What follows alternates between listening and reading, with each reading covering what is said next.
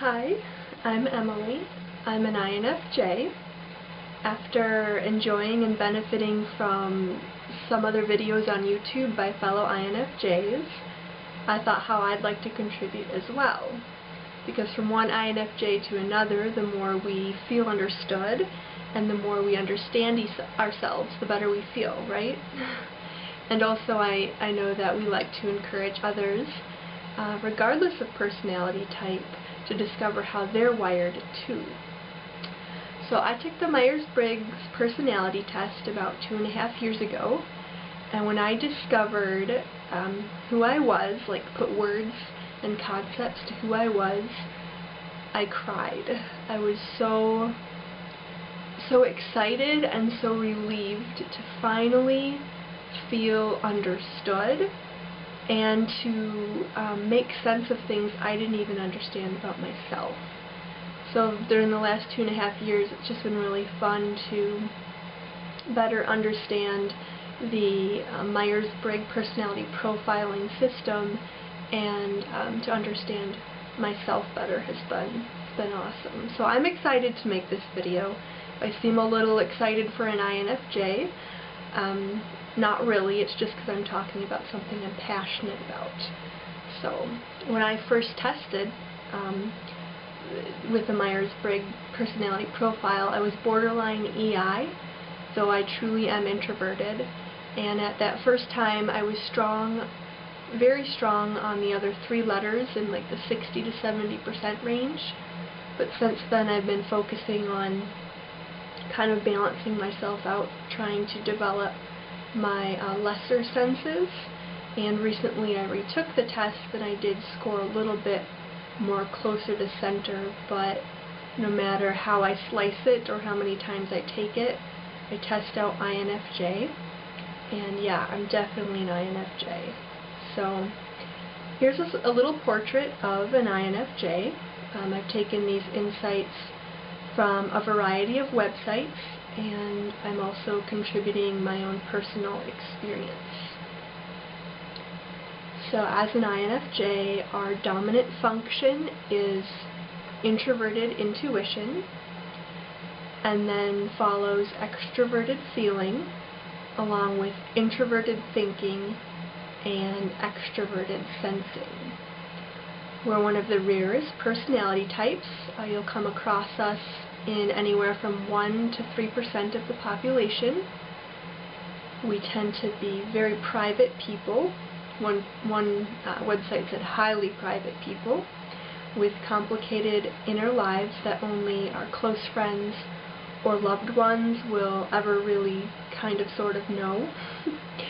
We have rich imaginations and often surprise others and even ourselves with some of the stuff we come up with. I like to see myself as an idea generator. I'm always coming up with possibilities and ideas, and I'm very future-oriented in my thinking. We have especially strong desires to help people realize their fullest potential, and we find a great sense of personal fulfillment in helping people do that. We don't like to stay on the surface for more than a few sentences. So when we enter a conversation, whether it's someone we know well or someone we've never really met, we want to know what's really going on and how you're really feeling. And if you don't tell us, we're going to know anyway, because we have uncanny intuitive abilities and are very empathetic. We have sensors that can pick up on things we don't even always realize we're picking up on, which has its pros and cons. It means we can pick up on all the good things, but we can also pick up on all the icky things. And if we pick up on too much, good or bad, it can drive us to need a lot of downtime. We need a lot of downtime anyway, a lot of private time to ourselves to renew. One website said that we live in a constant state of self-renewal, which I think is a good way to describe our need for reviving and recharging our batteries. If our senses get overloaded and depleted, we can get just really irritable and just kind of go into ourselves.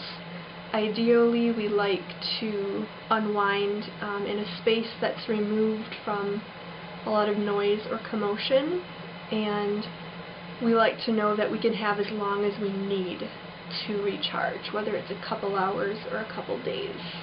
It just depends. As an INFJ, I don't like conflict. I don't think any of us do, especially being in the middle of it.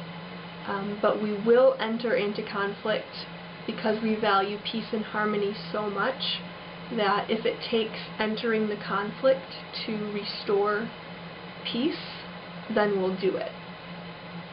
We're good at grasping and understanding concepts and various thought processes and systems. We tend to express ourselves using poetic imagery and are more abstract in our communication. We prefer written communication generally over verbal speaking kind of communication. For most of us, when we write, it helps us process our thoughts and feelings. Though we're in the idealist category and are great dreamers, we also are doers. We can be very practical, and that's the judging, I think, part of our personality. We don't like loose ends. We don't like it when things are left unresolved, and we believe in constant growth, which is funny. I know for me, like, if I accomplish something big or small, I'm just like, okay, on to the next thing.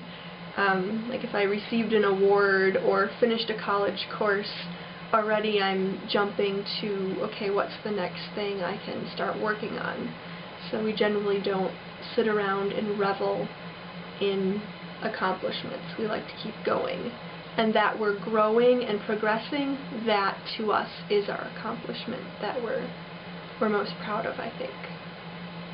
We generally have high expectations of ourselves and can be harder on ourselves, I think, than anyone else is on us. And we value integrity a great deal and stick to doing things that we feel are right. Sometimes people point out that we can be really stubborn, and we can be.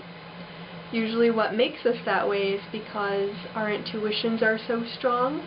We tend to trust them over and above others, and we won't budge unless we have thought through something ourselves and have become convinced in our own minds and hearts. So it's good for us to, when we get like that, sometimes step back and take in all of the information and weigh and process it before making a judgment. That can be hard for us to do. So that's just a little bit about us as INFJs. If you have an INFJ in your life, the best thing that you can do for them, I think, would be to understand them, or at least attempt to understand them. And regardless of how well you understand them, let them know that you love and care for them and approve and accept them the way they are. Give them lots of space. Don't freak out if they withdraw. It just means that they want to be giving their best, and to preserve and give their best, they need to renew themselves to do that. So yeah, just accept them and appreciate them for who they are. Let them dream. Know that they're probably not going to go off the deep end, because we are really still practical. And yeah, so I guess with any other type of personality type, it's good to just appreciate and accept as we've been wired. Thank you for listening, and I hope this has been helpful. Thanks.